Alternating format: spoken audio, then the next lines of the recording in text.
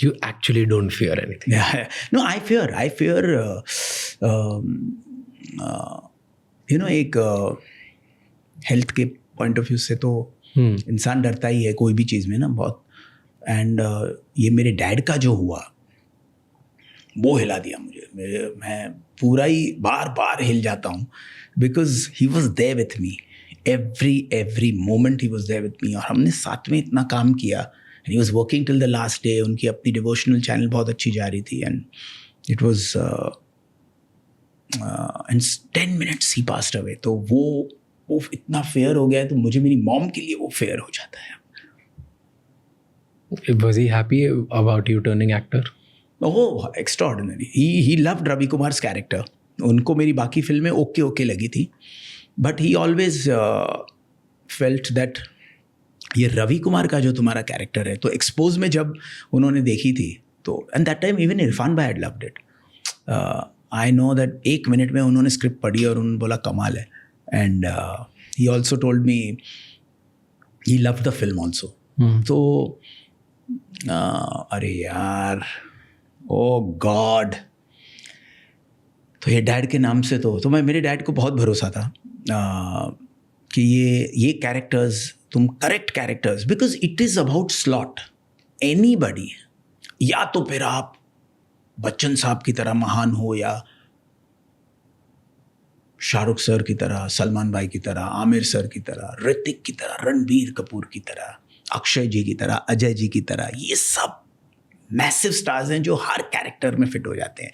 But otherwise the other great actors need to be in a certain slot for them to work and work big time, and then they can show their versatility.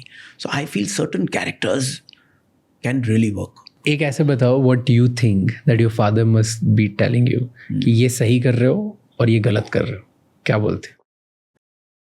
If अगर आपको father का role for a second. Himesh तुम इतनी जो exclusively काम कर रहे हो ये नहीं करना चाहिए. वो उनका स्कूल नहीं था because he was from old school. मतलब उनका ये था कि जो भी काम तुम्हें अच्छा आता है you should start accepting everything. वो मेरा उनके साथ हमेशा ही रहता था कि अरे ये क्यों छोड़ रहे हो, अरे ये क्यों छोड़ रहे हो. और मेरा यहाँ पे न्यू एज बिजनेसमैन आ जाता था कि अगर ये करूँगा तो ये नुकसान है. 1 साल बाद आप वहाँ टाइप्ड हो जाओगे. आप अगर मैं वो एक्सक्लूसिव नहीं करता हूँ तो ये ब्रांड नीचे जाता है. तो वो जो सोच थी, वो जो कैलकुलेशन था, वो उन लोगों में वो अब आप देखेंगे कि ओल्ड स्कूल के जितने लोग थे उनका ये था कि यार इतना मत सोचो तुम लोग, just go by the flow. अगर कोई अच्छा प्रोडक्ट आता है तो you have to go ahead and कर लेना चाहिए. और हम लोग आज एवरीवन आज अगर आप देखें तो बहुत सोच, बहुत कैलकुलेशंस आ जाती हैं कि ये करेंगे तो ये होगा, वो आएगा, ये पॉइंट ऑफ व्यू आ जाएगा, ये परसेप्शन आ जाएगा. तो उतनी सोच वो स्ट्रेट बोलते नहीं कर. और बाकी ये जितनी चीज़ें मैं कर रहा हूँ तो वो बोलते ग्रेट और करनी चाहिए एंड बिल्कुल आगे बढ़ना चाहिए. बिकॉज और हमने साथ में सक्सेस भी बहुत देखी. तो वो कहीं ना कहीं हिज माइंडसेट वाज आल्सो कि बस इतना मत सोचो. बहुत उनको वो प्रॉब्लम थी कि too much of thought is the youngsters of today और today's people who are working is so much thought. इतना थॉट क्यों?